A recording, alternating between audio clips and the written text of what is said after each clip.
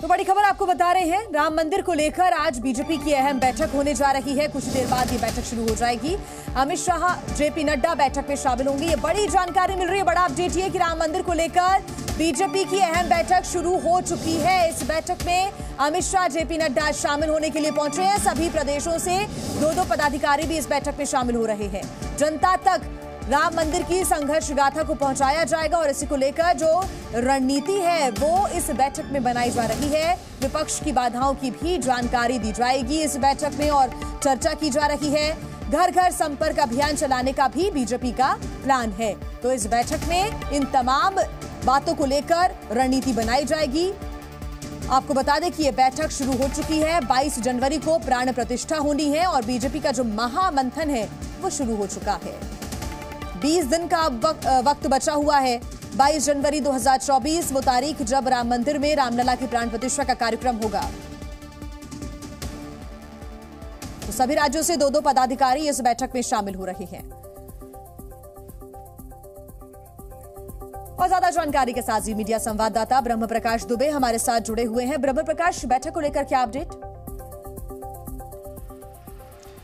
बिल्कुल जी, देखिए party BJP के विस्तार कार्यालय में बैठक चल रही है और जिसमें पार्टी के तमाम अलग अलग राज्यों के जो पार्टी के पदाधिकारी हैं, हर राज्य से 2 से 3 पदाधिकारी हैं। हर राज्य को कहा गया था कम से कम 2 पदाधिकारी जरूर भेजें। कई राज्यों के पार्टी के उपाध्यक्ष भी हैं, कुछ राज्यों के प्रदेश अध्यक्ष भी हैं और असम के मुख्यमंत्री हेमंत बिश्व शर्मा भी सुबह इसमें शामिल हुए हैं। हालांकि तकरीबन घंटे भर मौजूद रहने के बाद उसके बाद वो निकल गए। और अभी जो है बैठक में भूपेंद्र यादव जो पर्यावरण मंत्री भी हैं, इसके अलावा अश्विनी वैष्णव जो आईटी मिनिस्टर भी हैं, रेल मंत्री भी हैं और तो कुछ केंद्रीय मंत्री भी मौजूद हैं, पार्टी के पदाधिकारी भी मौजूद हैं। देखिए 2 सत्रों में बैठक है। पहली सुबह से अभी बैठक चल रही है, दूसरी 2 बजे से शुरू होगी जिसमें अमित शाह और पार्टी अध्यक्ष जेपी नड्डा रहेंगे। तो अभी जो बैठक हो रही है उसमें इस बात पर मंथन किया जा रहा है कि आखिर प्रचार प्रसार जो है राम मंदिर की जो प्राण प्रतिष्ठा का दिन है उस दिन कार्यक्रमों का किस तरह से प्रचार प्रसार हो, लोगों के बीच किस तरह से जाएं।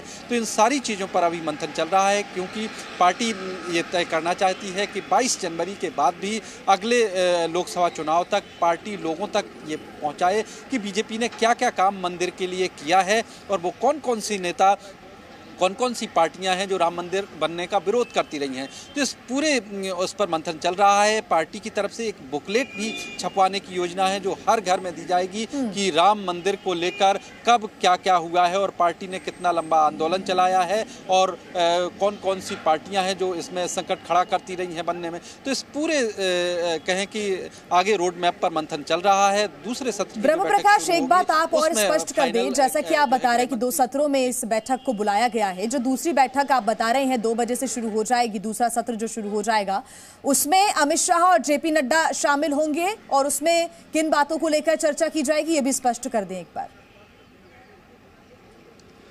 बिल्कुल बिल्कुल, देखिए दूसरा सत्र भी 2 बजे से जो हमें जानकारी मिल रही है इसमें गृह मंत्री अमित शाह और पार्टी अध्यक्ष जेपी नड्डा भी मौजूद रहेंगे और इसी में अंतिम रूप दिया जाएगा कि लोकसभा चुनाव तक पार्टी को किस तरह से राम मंदिर का जो एजेंडा है लोगों तक पहुंचाना है कि पार्टी ने क्या क्या किया है और उसका प्रारूप क्या हो और कार्यकर्ता आरएसएस और बीएचपी के जो कार्यक्रम हैं जो देश भर में आयोजित किए जा रहे हैं उनमें जाएं और किस तरह से तालमेल करें। तो ये सारी प्रक्रिया को जो दूसरी बैठक है उसमें अंतिम रूप दिया जाएगा।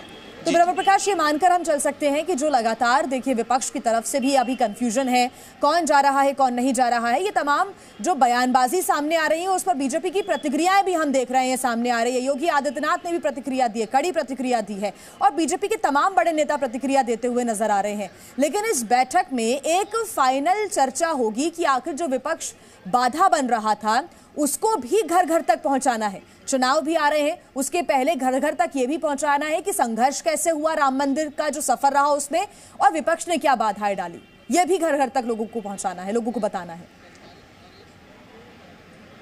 बिल्कुल बिल्कुल जी, पार्टी लोकसभा चुनाव के पहले ये तस्वीर स्पष्ट करना चाहती है जनता के बीच कि देखिए अब राम मंदिर बन रहा है तो तब तमाम अलग अलग पार्टियों के नेता क्रेडिट लेने लगे हैं। जैसे आपने अखिलेश यादव का बयान सुना होगा, उनका पुराना बयान, वो कह रहे थे कि हमारी सरकार होती तो हम इतना वक्त नहीं लगता मंदिर बनाने में। तो पार्टी ये इस तस्वीर स्पष्ट करेगी लोगों के बीच जाके कि देखिए ये राजनीतिक पार्टियां और ये नेता थे जो राम मंदिर बनने का लगातार विरोध करते रहे हैं, और ये आप समझिए। और अब राम मंदिर बन गया है तो उसके पीछे किन किन लोगों का योगदान रहा है अभी तक, और देखिए किन किन लोगों ने संघर्ष किया है और कितना लंबा संघर्ष चला है। तो ये पूरी तस्वीर है, ये लोगों के बीच पार्टी पहुंचाना चाहती है क्योंकि लोकसभा के चुनाव भी हैं और जाहिर तौर पर और यही वजह है कि ये जो दोनों सत्र की बैठक है बेहद महत्वपूर्ण होने जा रही है। ब्रह्म प्रकाश, आप नजर बना के रखिएगा, आगे आपसे अपडेट्स हम लेते रहेंगे। फिलहाल शुक्रिया तमाम जानकारी के लिए। तो स्वाभाविक सी बात है कि जैसे जैसे राम मंदिर उद्घाटन की तारीख नजदीक आ रही है वैसे ही सियासी बयानबाजी का दौर भी शुरू हो चुका है। AIMIM के अध्यक्ष असदुद्दीन ओवैसी ने कहा कि नौजवानों, मस्जिदों को आबाद रखो, कहीं ऐसा ना हो जाए कि मस्जिदें हमसे छीन ली जाएं। तो वहीं VHP नेता ने ओवैसी के इस बयान पर पलटवार भी किया है, सुनिए। नौजवानों, क्या तुम्हारे दिलों में, हमारे दिलों में तकलीफ नहीं होती कि जिस जगह पर हमने 500 साल हय्या अल सलाह और हय्या अल फलाह की सदाएं दी, जहां पर हमने बैठकर कुरान करीम का जिक्र किया, जहां पर हमने बैठकर सलात और सलाम के नजराने पेश किए, आज वो जगह हमारे हाथ में नहीं है। नौजवानों, क्या तुमको नहीं दिख रहा कि अभी ऐसे 3-4 मसाजिद हैं जिसमें दिल्ली की सुनेरी वाली मस्जिद भी है? मेरे अजीज दोस्तों, याद रखो नौजवानों, ये जो ताकतें हैं ना तुम्हारे दिल से, जब इत्तेहाद को निकालना चाहते हैं, क्यों निकालना चाहते हैं? न्याय तंत्र का, सर्वोच्च न्यायालय का भी मजाक बनाने वाले ऐसे नेता मुस्लिम यूथ को कहते हैं कि अपनी मस्जिदों को आबाद रखो। और भाई, उनको निर्वाध करने का काम किसने किया? क्या आपको लग रहा है कि मस्जिदों में वास्तव में यूथ नहीं जाने लगे? मस्जिदों से मुस्लिम यूथ का मोह भंग होने लग गया है? अगर आपकी मस्जिदों के छीनने की बात आती है तो उस समय आप कहां सो जाते हैं जब हजरत बल के ऊपर आतंकी हमले होते हैं? तो देखिए, बयान बहुत आ रहे हैं। आरजेडी नेता मनोज झा ने भी बयान दिया है, कहा है कि बीजेपी और प्रधानमंत्री राम के असली स्वरूप को जानते नहीं हैं। बीजेपी ने पलटवार भी किया, कहा कि कुछ लोग राम मंदिर का अपमान कर रहे हैं। अगर मर्यादा पुरुषोत्तम सचमुच आज पृथ्वी पे आ जाए 22 तारीख के बाद, प्राण प्रतिष्ठा के बाद, 2-4 सवाल मोदी जी को ही पूछेंगे। मेरे युवाओं का रोजगार कहाँ है? देश में इतनी महंगाई क्यों है? लोगों के बीच में संपत्ति का बंटवारा इस तरह का क्यों है कि 5 समृद्धि के टापू के समक्ष सब लोग नतमस्तक है? ये मर्यादा पुरुषोत्तम भी पूछेंगे। लेकिन मर्यादा पुरुषोत्तम की उस छवि को मोदी जी समझते नहीं है। नफरत की, कुंठित मानसिकता की होची राजनीति से कांग्रेस व गठबंधन के नेता बाज आए। वीर भारत की जो सेना है और पुरातन भारत की आस्था और सनातन का अपमान किया जा रहा है। ये भारत की वीर सेना का अपमान एवं श्री राम जन्मभूमि का अपमान करने की होड़ गठबंधन के तथाकथित नेताओं में लगी है। प्रतिक्रियाएं कांग्रेस की तरफ से भी आ रही हैं सामने। कांग्रेस के नेता उदित राज ने कहा है कि वोट के लिए राम के नाम का इस्तेमाल किया जा रहा है। तो वहीं सत्येंद्र दास ने कहा है कि जो राम का नहीं वो किसी काम का नहीं। ऐसा है कि राम को इन्होंने पैदा नहीं किया है, राम सदियों से हैं और इनके भक्त लालायित होंगे। बाकी को जिसको आस्था है अपने मन में पूजा कर लेंगे, घर में पूजा कर लेंगे, मंदिर में पूजा कर लेंगे।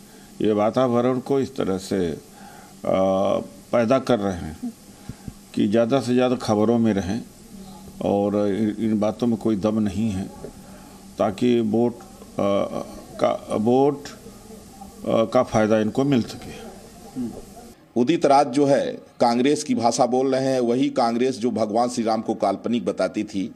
तो ये जो मानसिकता उनकी रही है कांग्रेसियों की, उसी मानसिकता से ग्रस्त लोग हैं। और अब जनता ने चूंकि इनको दरकिनार कर दिया है, क्योंकि देश साफ कर दिया है जो राम का नहीं वो किसी काम का नहीं। क्योंकि राम हमारी जो है राजनीति के भी आदर्श हैं, हमारे अध्यात्म के भी आदर्श हैं। तो वहीं उद्धव गुट के नेता ने भी प्राण प्रतिष्ठा को लेकर कहा कि उद्घाटन का राजनीतिकरण हो रहा है। तो वहीं यूपी के सीएम योगी आदित्यनाथ ने कहा कि जो लोग राम मंदिर का विरोध कर रहे थे वो लोग अब न्योता न मिलने पर हल्ला बोल रहे हैं। देखिए, मुझे लगता है पीएमओ का ऑफिस अब अयोध्या में वो कुछ दिनों तक अयोध्या से चलाएंगे। अच्छी बात है, अच्छी बात है। भारतीय जनता पार्टी के हेडक्वार्टर भी अयोध्या से चलेगा और प्रधानमंत्री का कार्यालय भी वहाँ से अगर वो चलाने जा रहे हैं तो ठीक है, उनकी मर्जी है। घर घर राम ज्योति जलाएं 22 जनवरी को, ये भी आह्वान। देखिए, घर घर में राम ज्योति जलाने के लिए भारतीय जनता पार्टी के आह्वान की जरूरत नहीं है। राम इस देश की अस्मिता और संस्कृति है। डॉक्टर फारूक अब्दुल्ला जी का बयान आप देखिए गौर से, राम पूरे देश का है, पूरे विश्व का है।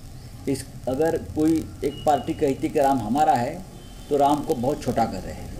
आज देखिए, अयोध्या जाने में जो लोग संकोच करते थे, अयोध्या का नाम लेने में जिनको संकोच होता था, आज वे भी कहते हैं कि हमें भी निमंत्रण मिलेगा तो हम भी जाएंगे। ये परिवर्तन है, यही परिवर्तन है। आप अपनी ताकत का एहसास कराएंगे तो हर व्यक्ति आपके साथ जुड़ेगा, और उस परिवर्तन के साथ जुड़ने के लिए आज हम सब आपके पास यहाँ पर एकत्र होकर के आए हैं। जी न्यूज़।